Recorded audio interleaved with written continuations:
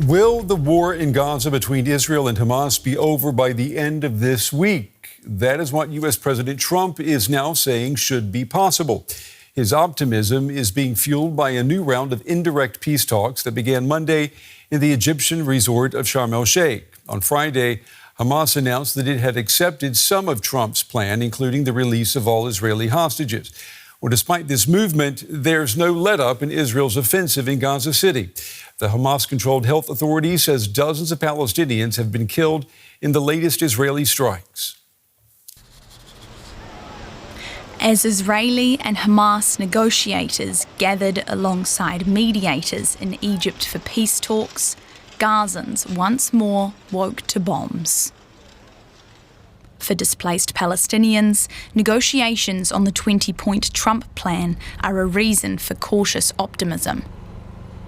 The entire world is united in its desire to end the war, to stop the fighting, and to establish a Palestinian state eventually.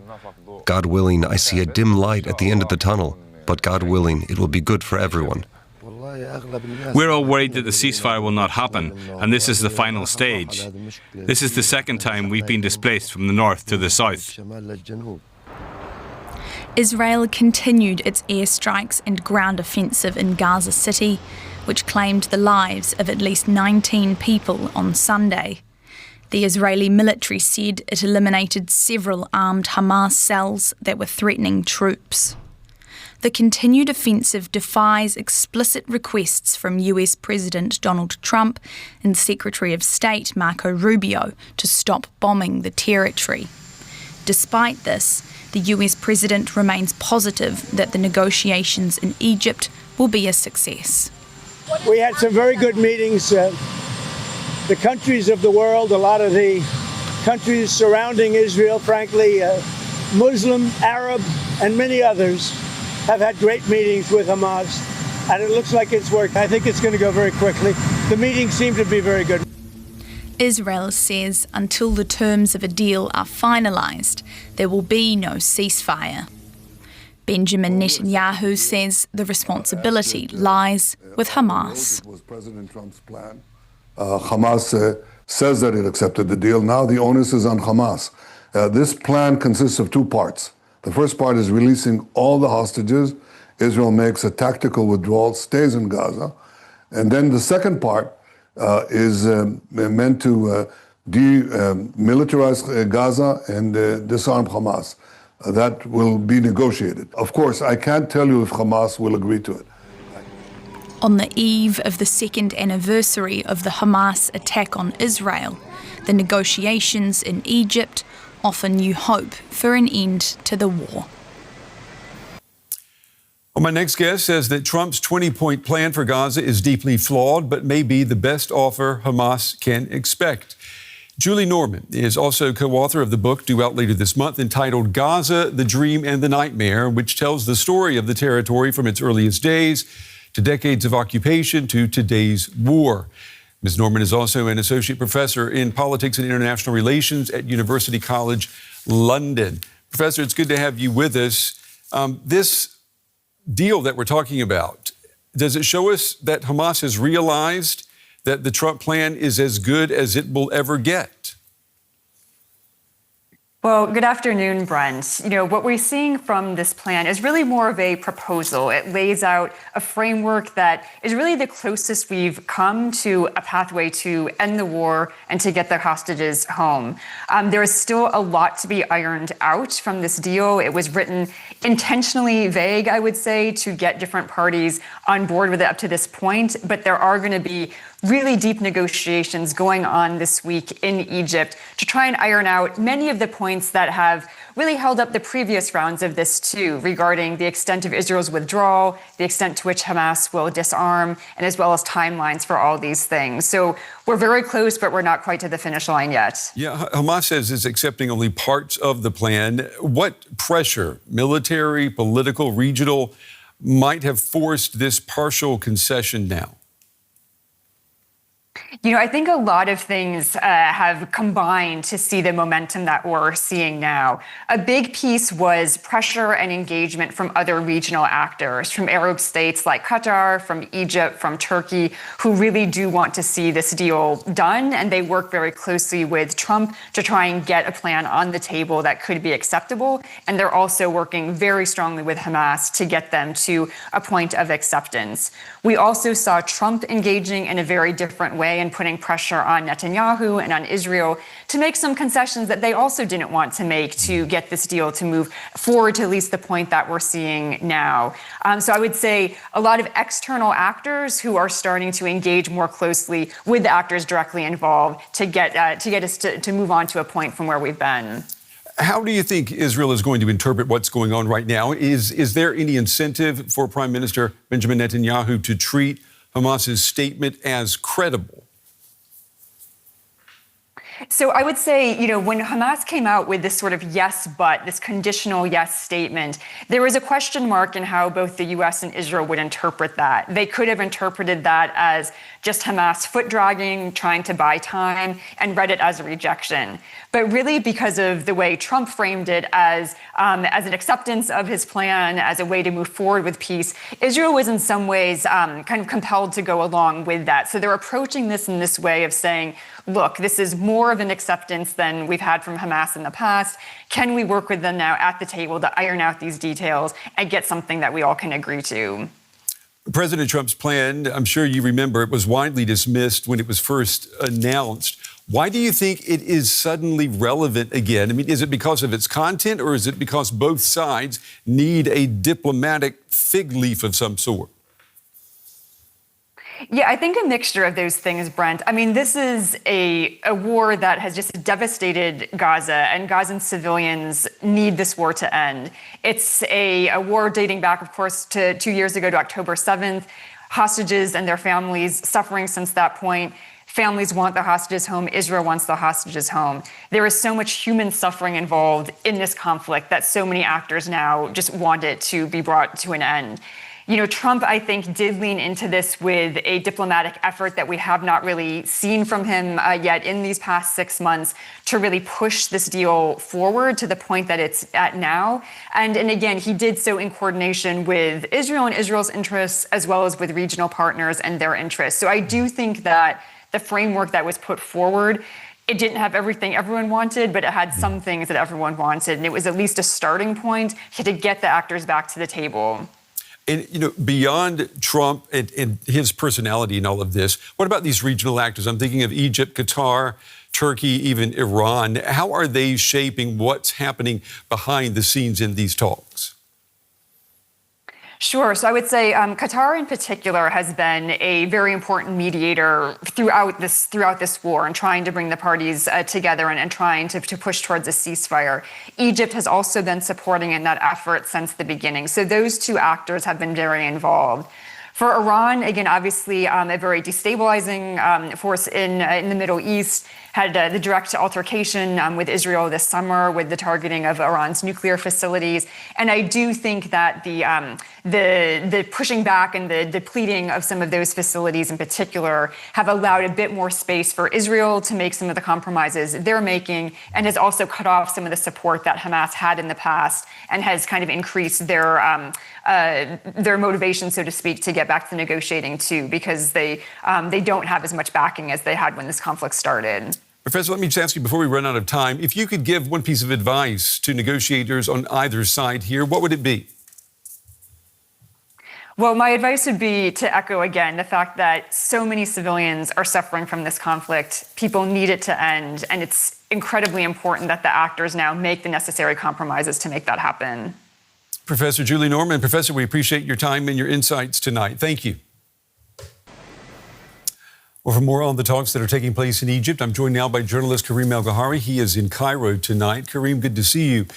Israel and the U.S. are calling these indirect negotiations in Sharm El-Sheikh technical talks. What are we expecting to come out of this first day? I mean, what's on the table? But first, isn't it interesting? I mean, the same guy, Khalil al-Hayya, is the head of the Hamas delegation, is the guy Israel was trying to kill last month through the attack in Qatar. And now they're sitting in two different venues, him and the Israeli delegation, among them also the heads of intelligence, who were planning the attack on him a few weeks ago. So now they're sitting in two different venues. It's indirect negotiations. They're talking to the Americans, they're talking to the Egyptians and to the Qataris. When it comes to the substance right now, it's really not about the big topics. It's about creating the conditions for the release of the Israeli hostages. This is about where does the Israeli army withdraw to, which are the Palestinian names of the 2,000 Palestinians who are going to be released, what is happening with the aid deliveries that is supposed to be unlimited once the hostages are freed. How is this documented? How is this supervised? So there's a lot of questions to be worked out. And that is only around the release of the Israeli prisoners and the exchange with the Palestinian prisoners. Yeah. I mean, the point you bring up there about the Hamas negotiator, that speaks volumes about why there is so much bad blood between both sides. We know that both sides are under a lot of pressure at home and abroad to produce results. How much of an impact is that having on their willingness to negotiate? I think they're both under enormous pressure. I mean, Netanyahu cannot end these negotiations without having all the hostages back. And I think the same amounts for Hamas, who is under pressure that the Israeli offensive stops in the Gaza Strip and doesn't stop only for a few weeks, but stops now permanently. And also that conditions are made that the Palestinians can go back to their homes. That means a lot of questions where the Israeli army withdraws to and all these things. So both of them are under enormous pressure. What do you think Hamas will not agree to? I think the biggest point for them is disarmament. I mean, they said they're ready to leave the administration of the Gaza Strip. They leave the political role they have there. But they, in their answer to Trump's plan, completely excluded the question of disarming Hamas. And now we know, of course, from former statements that they said we are only giving up our weapons when there will be an end of the Israeli occupation and a Palestinian state. Now, exactly this Palestinian state, or at least the perspective to it, is also written into this Trump plan, although very vague and basically at the end of the process. Of course, Hamas was supposed to be disarmed before. But we also know, of course, that Netanyahu himself is completely rejecting the very same Palestinian state whose this perspective is also written into this plan. So Hamas is probably going to argue and going to say, like, why should we give up our weapons if the Israeli occupation is continuing? I think there is a big gap that is to be filled. But these big questions, we are still very far away from it in the negotiations. As I said, right now, it's more the technical issues around the release of the Israeli hostages. Journalist Karim Al-Gawhary with the latest on those talks that are taking place in Sharm El-Sheikh in Egypt. Karim, thank you. You're welcome. We're joined now by Aaron David Miller. He's a Middle East analyst, an author and negotiator. He's a senior fellow at the Carnegie Endowment for International Peace. Welcome to DW News. So you've said that this is not a peace plan, it's an ultimatum. Do you think Hamas will accept the key points in this plan?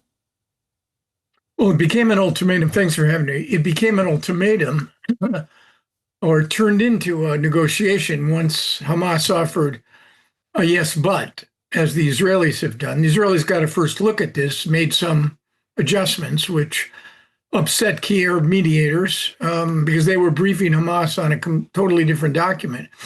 Look, I think there's a reasonable chance that the first phase of this 20-point plan will be actually come to fruition.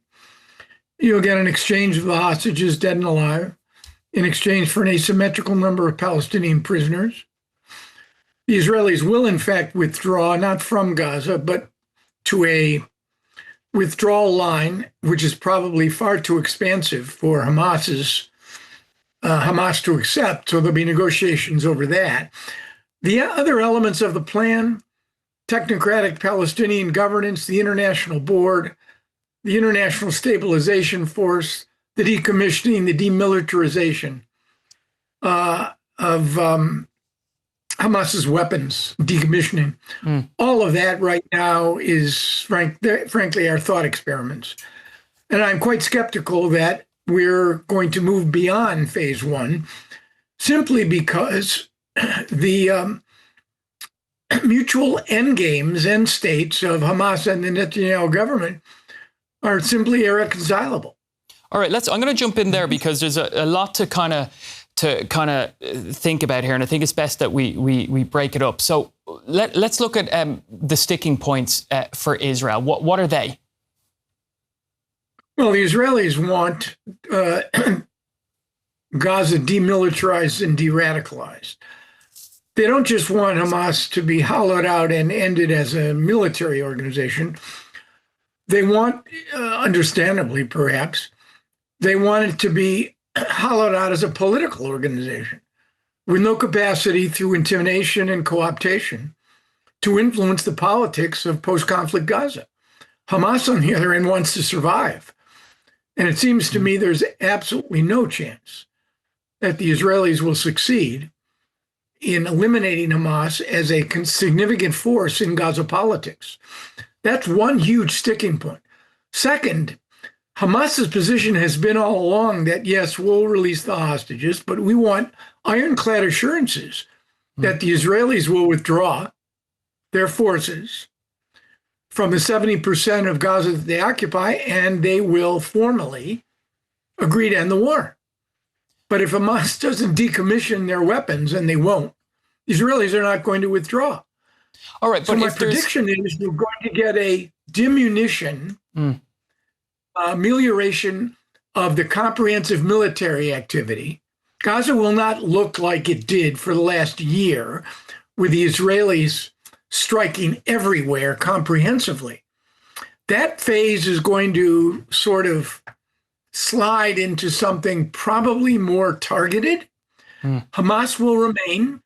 The Palestinian civilians of Gaza will probably continue to suffer, although there's a chance that humanitarian assistance will be increased. But this is not, let's be clear, this is not a plan to end the war. I mean, if Hamas and Israel accept it. I'm going to jump in there. What benefits, because you're painting a pretty bleak picture there of where we are. Realistic, not bleak, realistic. Is there any way that perhaps there could be pressure or it could take a different direction to the one that you're saying there? I don't see it any more than I see a conflict-ending solution to the Israeli-Palestinian conflict. In other words, if you don't somehow tether Gaza to a broader effort to address Israeli and Palestinian needs and requirements and to do something about ending the conflict between them, the West Bank, which no one focuses on, is in the process of being annexed.